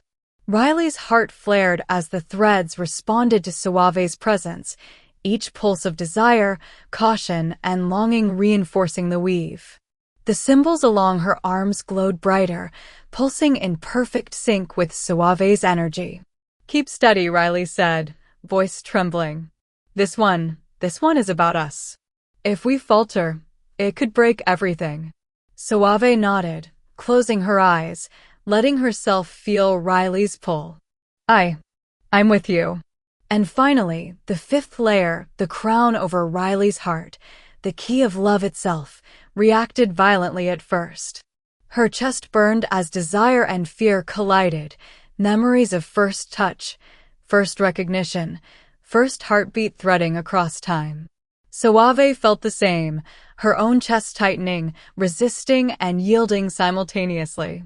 Riley exhaled, grounding herself, feeling the pulse of love as power. The symbols flared once, twice, then intertwined with Suave's aura like threads weaving a tapestry. The portal shimmered violently, then stilled. Riley and Suave's eyes met across the divide. The shimmer no longer blocked them. The wards had been threaded, the layers undone, the connection realigned.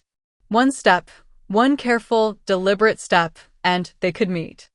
Riley's voice was soft, trembling with awe and something more. We did it." Suave's lips quirked, a mixture of amazement, relief, and desire. "We threaded centuries together. And survived." Riley's chest burned with the key's final resonance, her heart key pulsing in time with Suave's energy. "One step," she whispered. "Just one step, and we're together." Suave's green eyes glinted with danger and longing. "Then let's step together." The portal pulsed, shimmered, and the air between them stretched thin, like holding a breath too long. And then, slowly, the first touch became possible. The barrier lifted. The world held its breath. Chapter 19. The first full encounter, fire and ice, heart and soul. The portal shimmered and folded in on itself, the shimmer thinning into a living doorway. Riley's chest burned, the pulse of the 5 keys across her skin thrumming like a symphony, calling out to Suave. And then, she stepped through. Suave's emerald eyes widened, and Riley's heart leapt, as if recognition had been waiting centuries for this single heartbeat. Their breaths mingled before their hands even touched. The alley, the night, the scent of sandalwood and jasmine, all of it became irrelevant, collapsing around them. Only each other existed. Riley's hands lifted instinctively, brushing against Suave's cheek. The touch was light, trembling at first, but a fire ignited in that instant, coursing up their arms, across their hearts, through every pulse of magic that threaded between them. Suave shivered, lips parting slightly, eyes darkening with hunger, curiosity, and awe. You're real," she whispered, voice trembling with disbelief and something deeper, something raw. Riley smiled, breathless. "I've been waiting for this. I didn't know it, but I've been waiting for you." Their lips met in a touch that was more than desire. It was recognition, a pull that felt like centuries of longing, of fate twisting their threads together, of fire and ice finding their mirror. The first kiss was soft, teasing, and then it deepened instantly, urgent, desperate, intoxicating.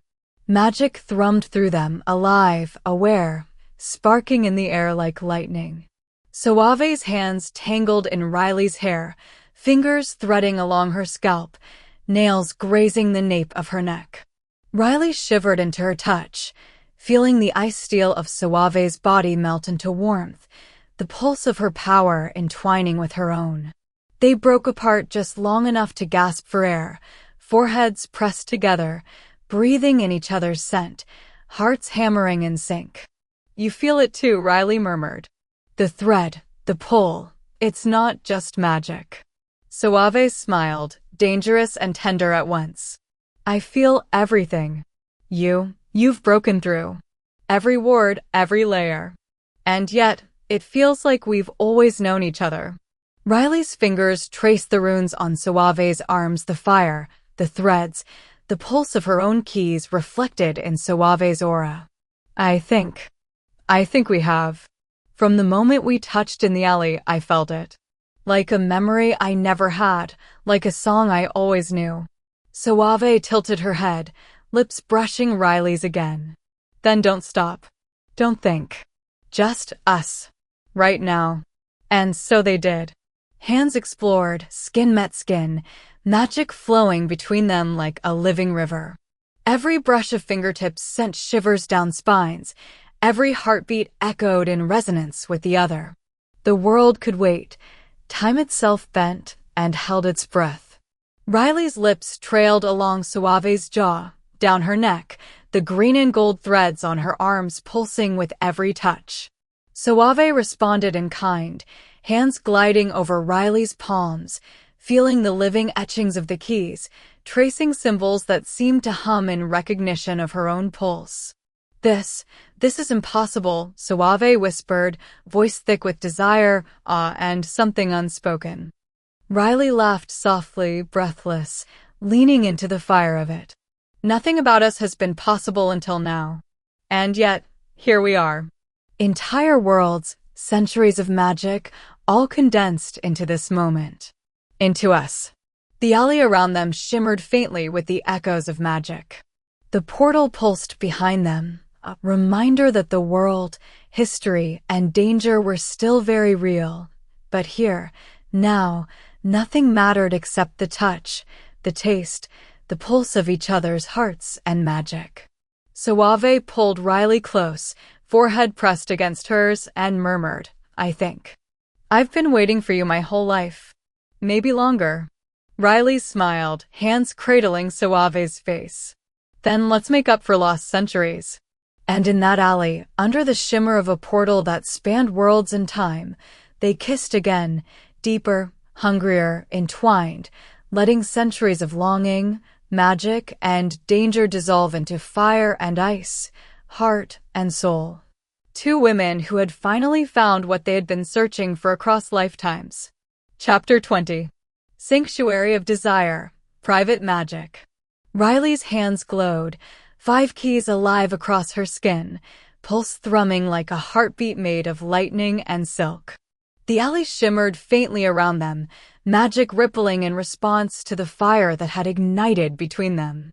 So, Suave breathed, emerald eyes dark, pupils dilated. "Now what? We can't stay out here." "Someone could." Riley smiled, lips brushing hers in a teasing, dangerous kiss. "Then let's not stay out here. I can open a portal, anywhere." A spark of anticipation lit Suave's gaze. "Anywhere?" Riley's fingers traced the air, symbols glowing and spinning in harmony with her heartbeat. "Anywhere we want. Anywhere no one can see." With a whispered incantation, Porta Intus, Refugium Nostrum, Silentium Nostrum, the shimmer of the portal twisted, expanding, until the alley fell away and a familiar warmth surrounded them. Riley's apartment. Empty, quiet, a world of soft shadows and familiar corners. The faint smell of coffee lingered, mingling with Suave's own scent, still lingering on Riley's skin. "So, this is your world," Suave murmured, stepping through, eyes drinking Riley, Indiana. Every curve, every shadow, the glow of the runes along Riley's arms, it was intoxicating, impossible, and hers to explore. Riley closed the portal behind them, the shimmer vanishing. "Our world now. No one else. Just us." Suave's lips found hers again, soft at first, teasing, then hungry, demanding, as if trying to memorize the feel of Riley's skin, the pull of her magic. Her hands roamed, brushing over the glowing symbols etched into Riley's arms, following the spirals and threads as if tracing constellations in the night sky. Riley moaned softly, tilting her head, letting Suave guide the rhythm.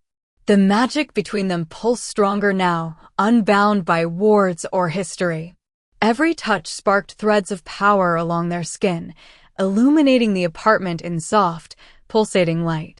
"So dangerous," Suave whispered, voice low, breathless, "but I don't care. I've never wanted anyone like this." Riley smiled against her lips, hands tangling in Suave's dark hair. "Then don't. Just feel it. Let it be dangerous. Let it be us." The magic wrapped around them, alive, aware, teasing, coaxing. Every kiss ignited runes, every brush of skin sent threads of power spinning through the air, shimmering like fireflies in the dark. Riley pressed Suave against the wall, lips and hands claiming, exploring, memorizing.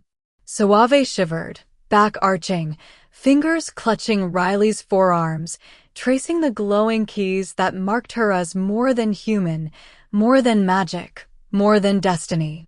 This is what it feels like," Suave gasped, teeth grazing Riley's neck, "to have centuries of longing, centuries of magic, finally. Riley laughed softly, lips against hers, heart hammering in sync with Suave's pulse. "Finally find each other. Finally feel it. Finally, ours." And in the privacy of Riley's apartment, the threads of magic and desire intertwined, alive and unbound. They fell into each other completely, hands, lips, hearts, and magic colliding in a dance older than time, more intoxicating than any spell, more permanent than any ward. The world outside ceased to exist. History, danger, rivals, portals, they all waited. Here, in this quiet, glowing sanctuary, Riley and Suave existed only for each other, fire and ice, heart and soul, untouchable yet completely entwined. Chapter 21. Fire, Ice, and the Awakening.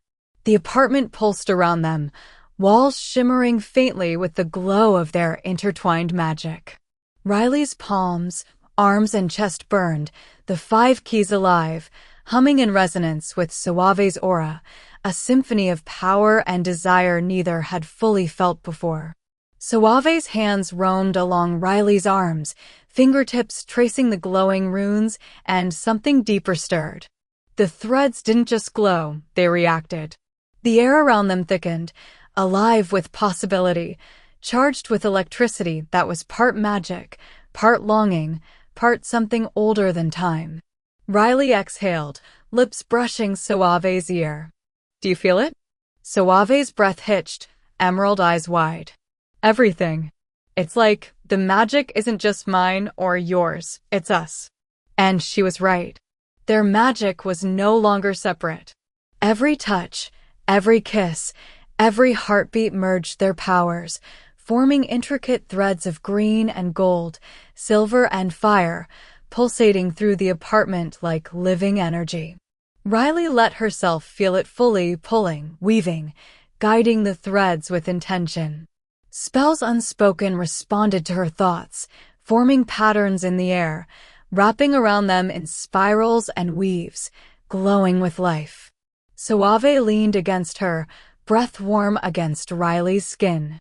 "I've never felt magic like this. It's not taught, not in any spellbook. It's us. Alive. Dangerous." Riley's lips curved, fingers tangling in Suave's dark hair. "Then let's see how dangerous we can be." They kissed, lips and tongues dancing, teeth grazing, hands exploring. And with each caress, each whisper, the magic responded.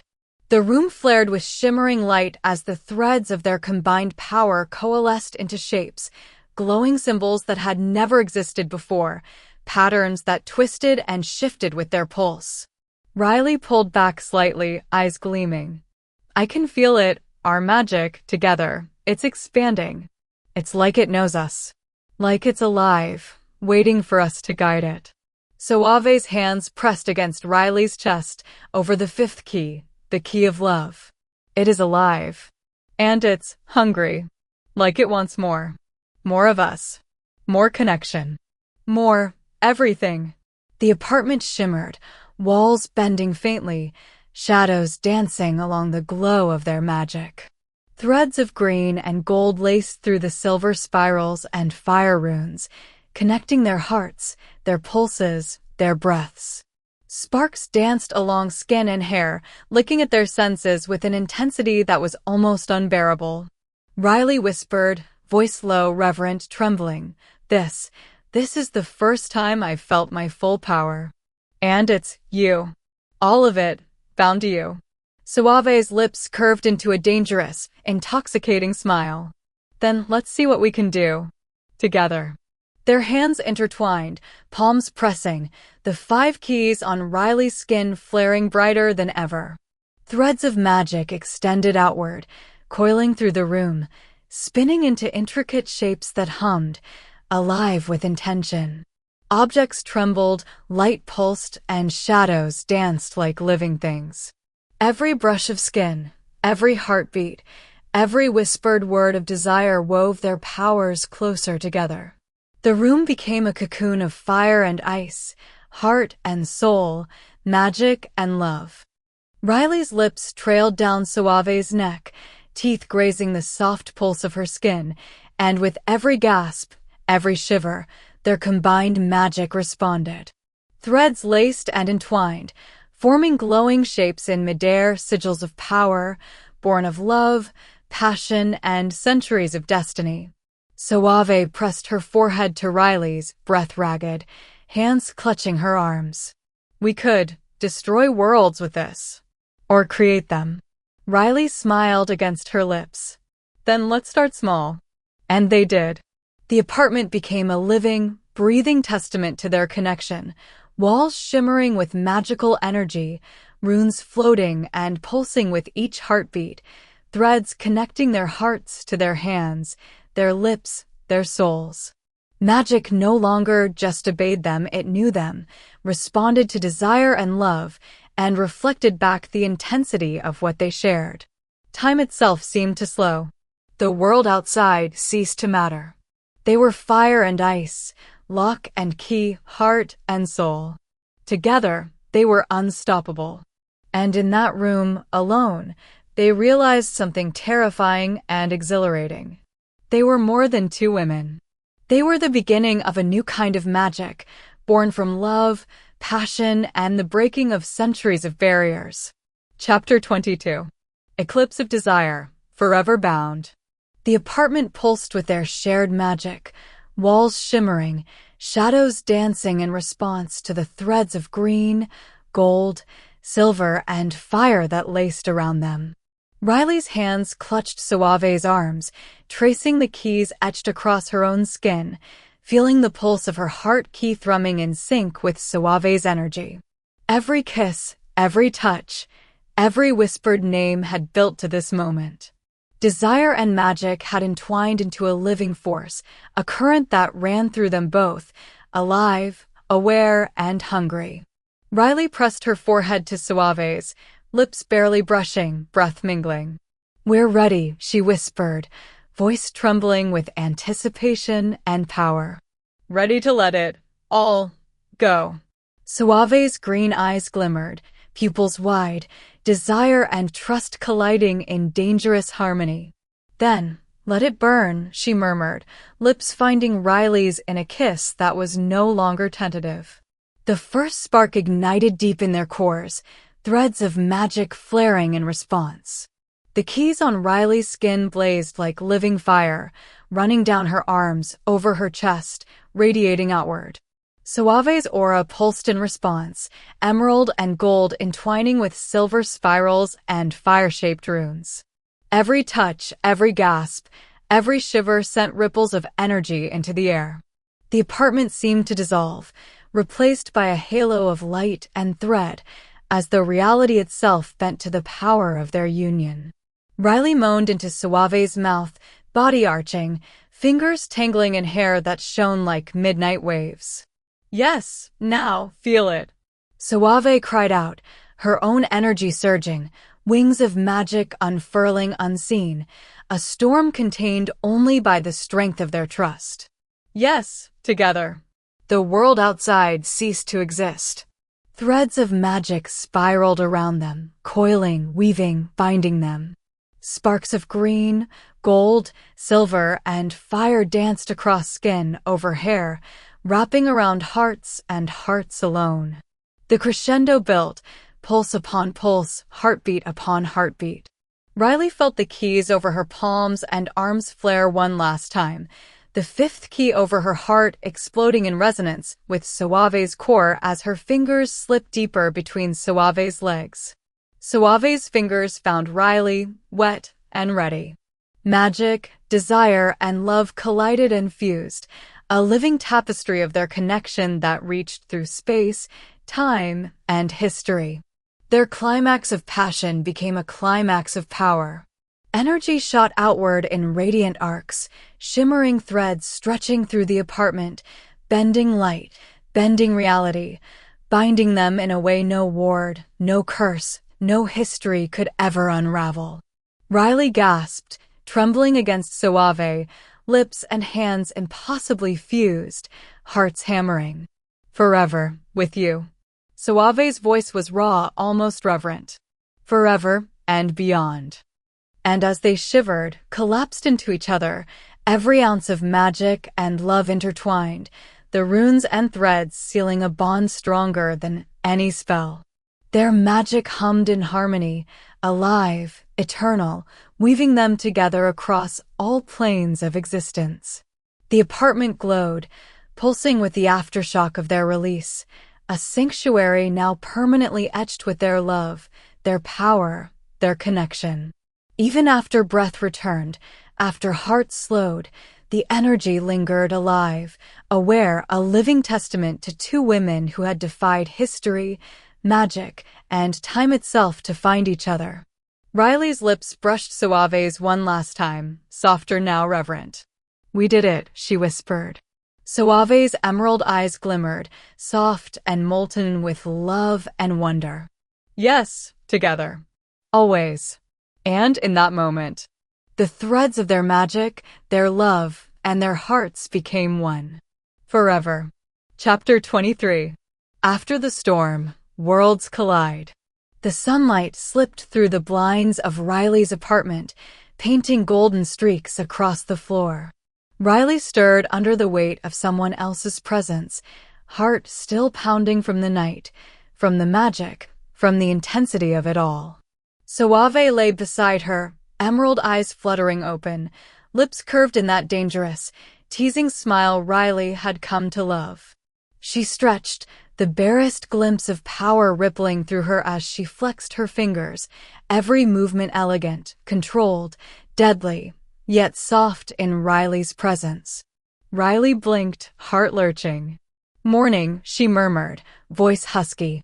Her fingers traced the faint shimmer of the keys, still etched along Riley's arms and palms, now pulsing faintly with residual energy. So, it's real, Suave whispered, voice low, intimate. All of it, you me last night. Magic, desire, love, it's real. Riley smiled, leaning into her. More than real. It's alive. And it's us. The air between them shimmered faintly, residual threads of magic entwined, humming in quiet resonance, reminder that the night had changed everything. And yet, the world outside their cocoons still existed. Suave sat up, hair falling over one shoulder, green eyes scanning Riley's face with a mix of amusement and calculation. And now, she asked, voice sharp, teasing. I've got an empire to run, Riley. The underworld doesn't pause for love. And you, she tilted her head, lips quirking, you've got your own world, your codes, your company. Can we blend that? Riley exhaled, sitting up as well, pulse still echoing the magic that lingered. I don't know. Magic aside, you're Suave Castrogiovanni. Your danger and power and control, and I'm me. A coder, a normal person. though I guess I'm not so normal anymore. She traced the faint glow of her keys along her arms. But we did last night. We created something new. Something that wasn't just you, or me, or magic. Something ours. Suave reached out, fingers brushing Riley's, sparks of residual energy dancing where they met. We could build something together, she said softly, almost reverently. Not just survive each day. Not just keep our magic secret. We could create a balance between our worlds. Between us. Riley's lips curved, mischievous, bold. Balance. That sounds dangerously ambitious. Suave's smile widened, sharp and confident, deadly and tender all at once. We've survived impossible magic, broken centuries of wards, threaded ourselves across time. I think we can handle this. They leaned into each other, foreheads pressed, hands entwined, then lips touching soft, gentle yet bounding. The residual glow of their combined magic pulsed faintly, like a heartbeat just beneath the surface of the room. A reminder, what they had built last night wasn't just passion, it was power, a bond that could bend worlds, a connection that would shape every step from here on out. Riley laughed softly, brushing a strand of hair from Suave's face. Then, we make a pact. Magic, love, life. Together. Even if the world tries to pull us apart. Suave's emerald eyes gleamed, voice low and certain. Together. Always. And if anyone or anything tries to stop us, they'll have to answer to both of us. The sun rose fully, spilling light across the room, but it couldn't touch the glow between them.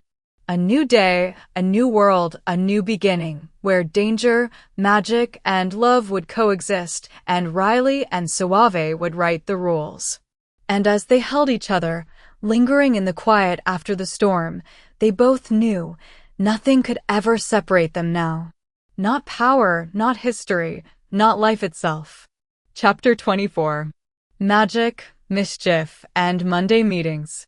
Riley sat at her desk, fingers flying across the keyboard, code lines streaming like silver rivers across her monitors. Normally, she was untouchable in her flow, focused, precise, a genius in her element. But today, the air hummed. Threads of emerald and gold wove lazily around her apartment, teasing at her senses. She glanced up. Suave was leaning casually against the doorframe, arms crossed, green eyes sparkling, a mischievous smile playing on her lips. "You've made yourself comfortable in my world," Riley said, smirking, not missing a beat in her typing. Suave grinned. "And you've made yourself comfortable in mine," she replied, flicking a finger lazily. A small orb of green energy spun above Riley's keyboard, spinning her code lines into glowing runes for a brief moment before snapping back. Magic meets technology. Fascinating. Riley's lips quirked. Fascinating, or terrifying.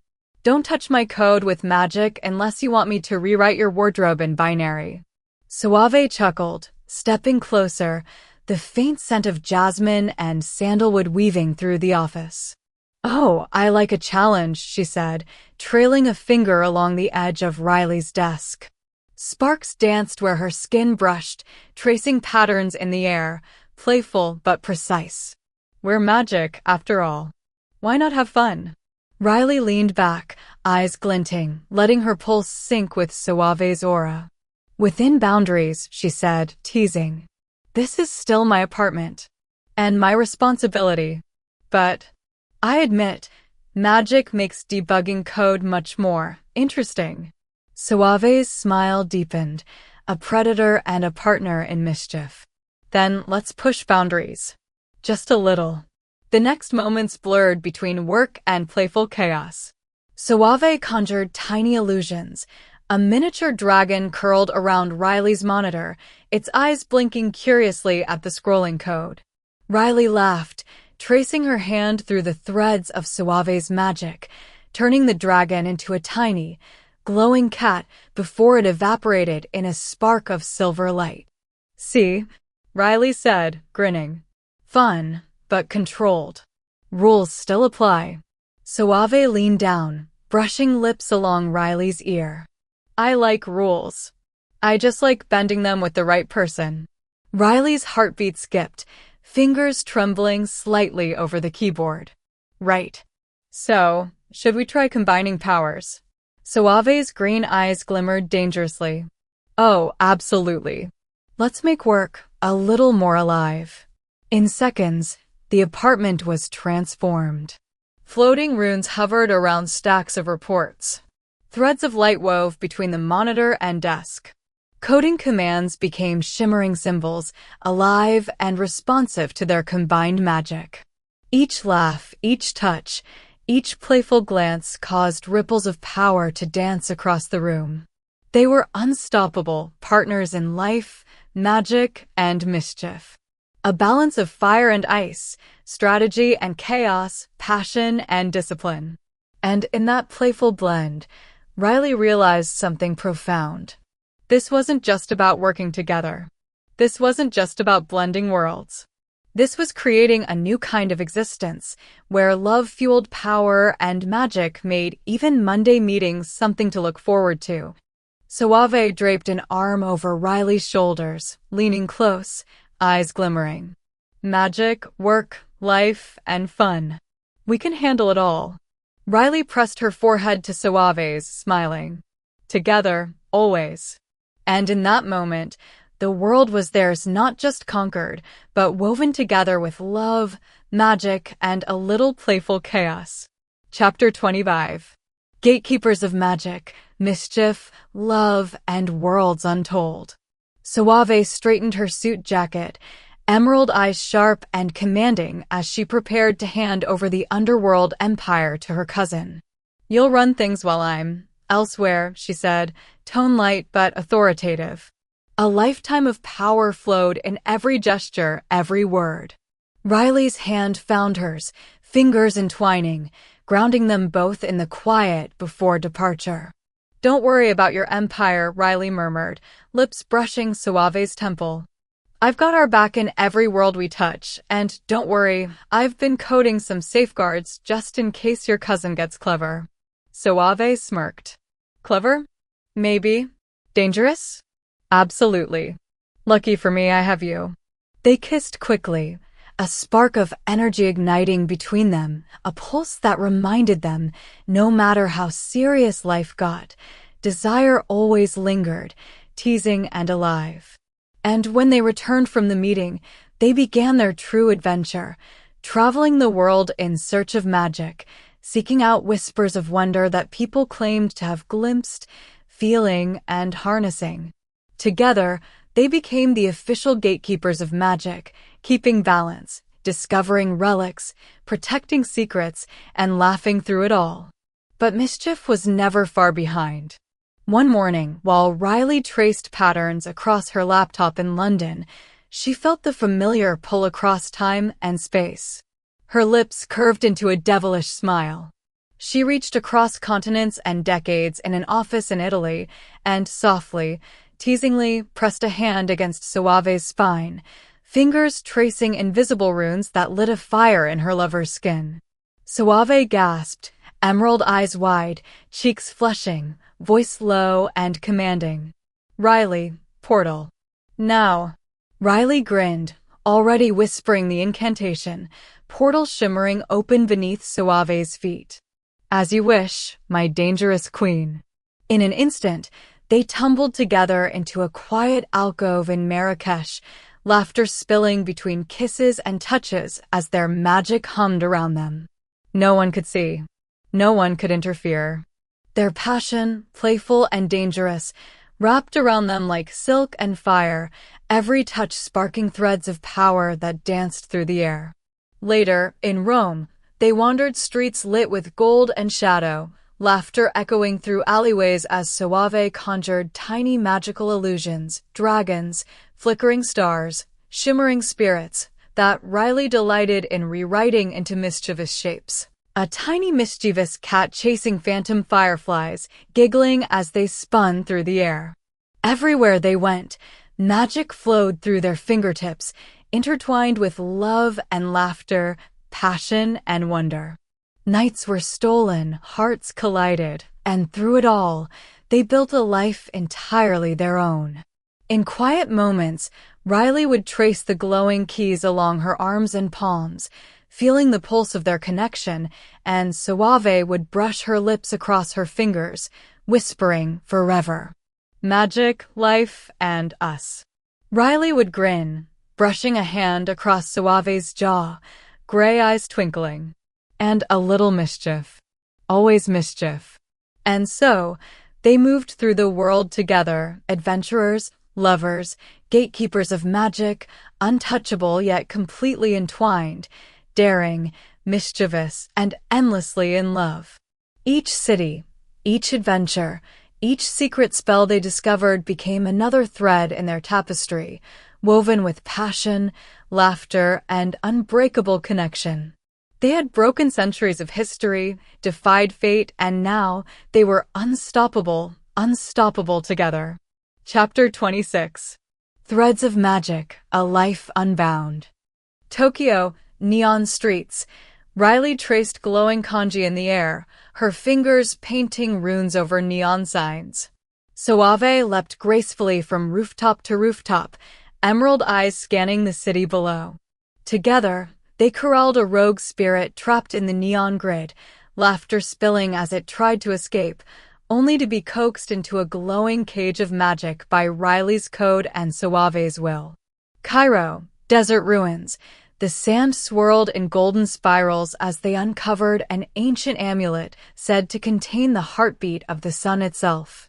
Suave held Riley's hand as they whispered incantations in unison, magic spilling in golden threads.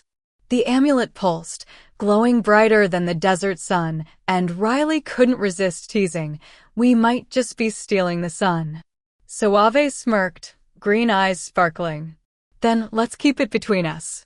Venice, twilight canals. Gondolas drifted silently as Suave conjured illusions of spectral masks floating above the water. Riley giggled as she rewrote them midair into tiny dancing dragons, their reflections shimmering in the canals. As the sun set, gold and crimson streaking the sky, they kissed on a floating bridge, magic spilling around them like fireworks no one else could see.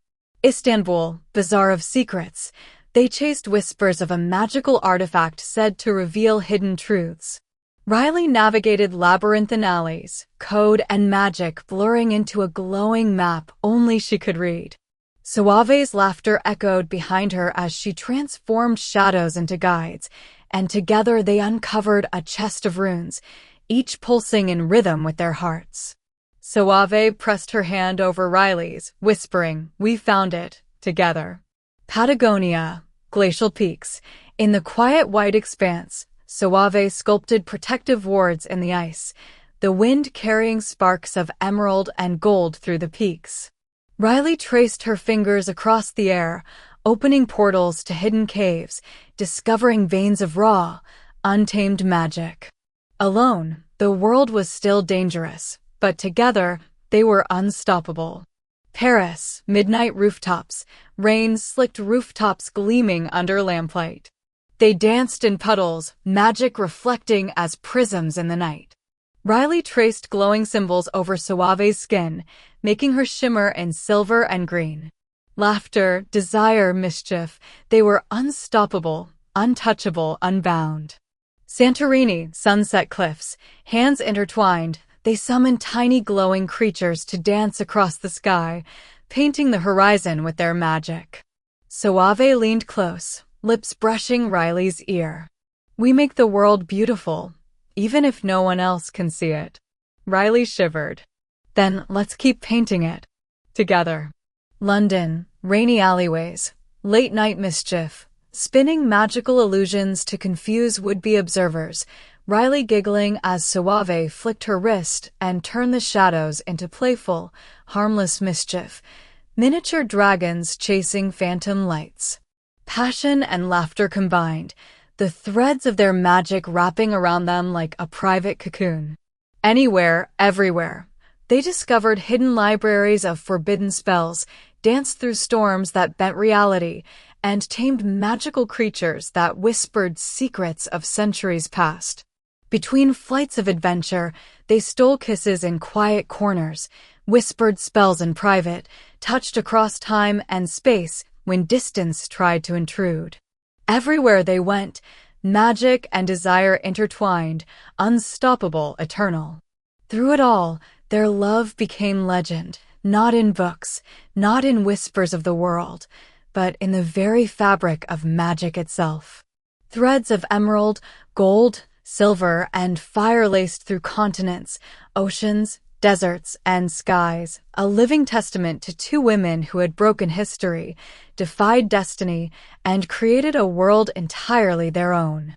And always, in quiet moments, Riley would trace the keys on her arms, Suave would press her forehead to Riley's, and together they would murmur, "Forever, magic, and mischief." Epilogue. The quiet between stars. They chose a place with no name on any map.